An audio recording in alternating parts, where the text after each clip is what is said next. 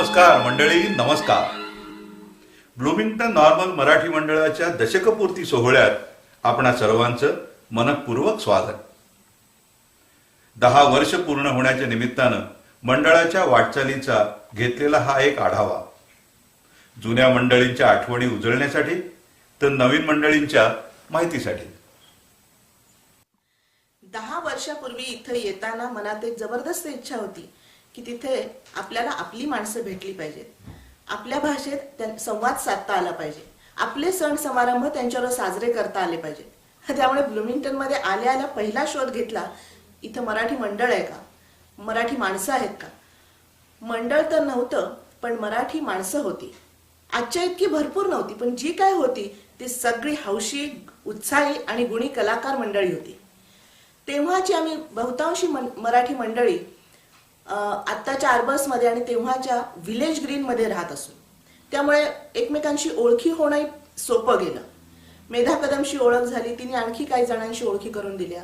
मग फोन बुकमधनं आम्ही आणखी मराठी नावं शोधून काढली, फोनवरून त्यांच्याशी ओळखी करून घेतल्या, स्थानिक मराठी लोकांना भेटलो आणि मग मराठी मंडळ चालू करण्याच्या उद्देशानं 12 फेब्रुवारीला रथसप्तमीला एक तिळगुळाचा कार्यक्रम आयोजित केला.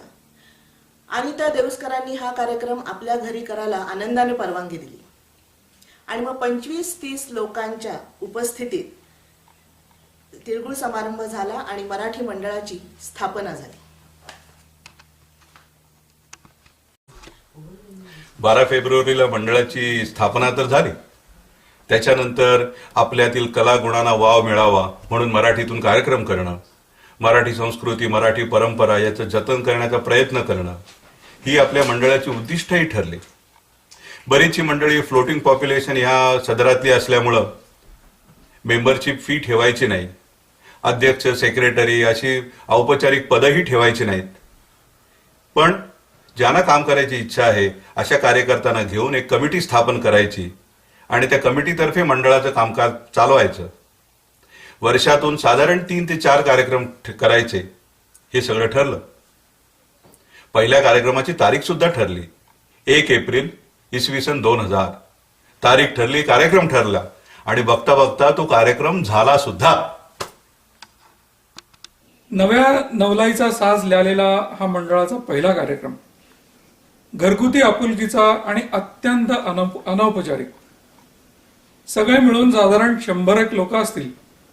प्रत्येक जण जणू घरचंच कार्य निघाल्याच्या उत्साहात.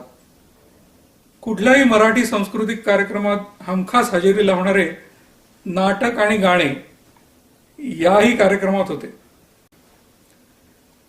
गौतमच्या दिग्दर्शनात वाऱ्यावरची वरात या नाटकातला एक प्रवेश बसवला होता. उत्साही गायकांना मिळालं होतं मोहन भिडे यांचं संगीत दिग्दर्शन. तर जेवायचा खास घरी स्वयंपाक केलेला मेनू होता श्रीखंड, पुरी, बटाट्याची भाजी आणि ओल्या नारळाची वाटलेली चटणी. वा वा वा, नुसत्या आठवणीनेच आजही तोंडाला पाणी सुटतंय. नंतरही गेली अनेक वर्ष मंडळाने उत्तमोत्तम कार्यक्रम सादर केले, पण तेव्हा येथे असलेल्यांना आजही हमखास आठवतो तो मंडळाचा पहिला पाडवा.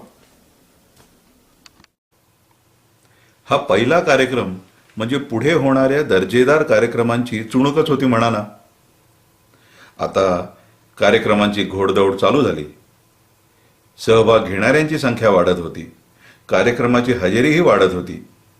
मोठ्या आकाराचे हॉल लागू लागले. वर्षभरात मंडळानं चांगलंच बाळसं धरलं आणि छोट्या छोट्या नाटिका आणि गाण्याच्या कार्यक्रमांनी सुरुवात केलेलं हे मंडळात छोट्या छोट्या नाटिका आणि गाण्याच्या कार्यक्रमांनी सुरुवात झालेली. पण 2000च्या दिवाळीत सादर झालं पहिलं संपूर्ण 3 अंकी नाटक वटवट सावित्री. तर 2001च्या पाडव्याच्या कार्यक्रमात सादर झाला पहिला 3 तासाचा मराठी वाद्यवृंद स्वरसंध्या. आता मागं बघण्याचा प्रश्नच नव्हता. वर्षामागून वर्ष जात होती आणि पाडवा, गणपती, संक्रांत या कार्यक्रमातून दर्जेदार कला निर्मिती होत राहिली आणि रसिकांना मोहवित राहिली. आणि यात महत्वाचं सांगायचं म्हणजे गेल्या 10 वर्षात आपण जे एकंदर 30 कार्यक्रम केले त्यावेळी आपल्याला कधीही बाहेरचा कार्यक्रम आणावा लागला नाही. उलट आपणच आपल्या नाटकांचे प्रयोग बाहेरच्या मंडळात केलेले आहेत. गणपती उत्सव हा मंडळाचा सर्वात लोकप्रिय कार्यक्रम. दरवर्षी वेगवेगळी आरास करायची, लेझिमच्या तालात मिरवणुकीनं श्रींचं आगमन व्हायचं. त्याच वर्षी नवीन लग्न झालेल्या जोडप्याच्या हस्ते श्रींची पूजा करायची, लहान थोरांच्या विविध गुणदर्शनाचा कार्यक्रम करायचा आणि शेवटी महाप्रसादानं सांगता करायची. हे आपल्या गणपती उत्सवाचं वैशिष्ट्य. सुमारे 40 ते 50 कलाकार दरवर्षी आपली कला सादर करीत आले आहेत.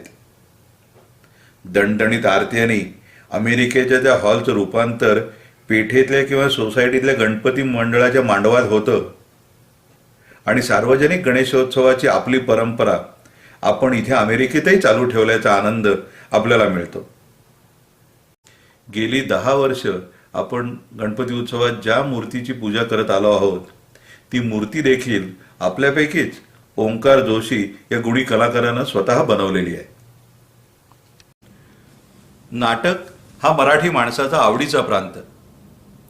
मंडळाच्या गुढीपाडव्याचा कार्यक्रम गेली 10 वर्ष 3 अंकी नाटकानंच संपन्न होत आलाय. सुरुवात झाली 2001 साली वटवट सावित्री या नाटकानं. सावित्री या भूताची ही एक गमतीदार गोष्ट.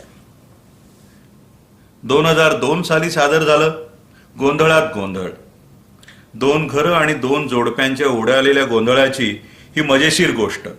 2003 साली केले करायला गेलो एक.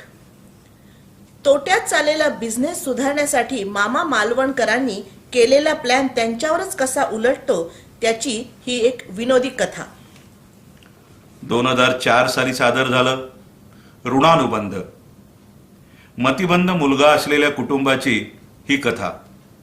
आसू आणि हासूचं हे विलक्षण मिश्रण आजही रसिकांच्या स्मरणात आहे. 2005 साल उजाडलं ते डॉक्टर तुम्ही सुद्धा या नाटकानं. डॉक्टरी पेशाच्या चांगल्या वाईट बाजू मांडणारं हे गंभीर नाटक. गंभीर असूनही सुजाण प्रेक्षकांनी तितकंच उचलून धरलं. 2005च्या अटलांटा येथे झालेल्या बृहन महाराष्ट्र अधिवेशनात सदर नाटकाचा प्रयोग करण्याचा आपल्याला मान मिळाला. 2006 साली सादर झालं पुनर्जन्मावर आधारित गोष्ट जन्मांतरीची. 2007 गाजवलं ते प्रेमाच्या गावा जावेनं. 3 पिढ्यांची ही कौटुंबिक कथा सुखी जीवनाचं सार सांगणारी प्रेक्षकांना खूप भावली. 2008 साली सादर झालं कार्टी प्रेमात पडली. प्रेमकथा आणि रत्नहाराचं रहस्य यांच्या मिश्रणाची हिंदी गाण्यांच्या फोडणीची ही फुल टू धमाल कथा. 2009 साली सादर झालं खोटेबाई आताचा. रहस्याची झालर असलेलं उत्कंठा वाढवणारं विनोदी नाटक. आणि आता 2010 साली आपण पाहणार आहोत प्रेमा तुझा रंग कसा. तारीख एप्रिल 17. स्थळ ब्लूमिंग्टन high school.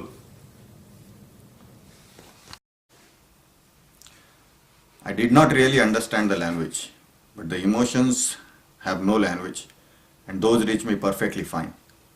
That was a beautiful show and a lovely presentation. 2004च्या ऋणानुबंध नाटकानंतर एका अमेरिकन प्रेक्षकाने दिलेली ही दाद. ब्लूमिंग्टनच्या नाट्य प्रवासातील एक सुखद आठवण, अनेक आठवणींपैकी एक. वाऱ्यावरची वरातच्या एका प्रवेशाने सुरू झालेला हा प्रवास आज 10व्या वर्षात येऊन पोहोचलाय यावर विश्वासच बसत नाही.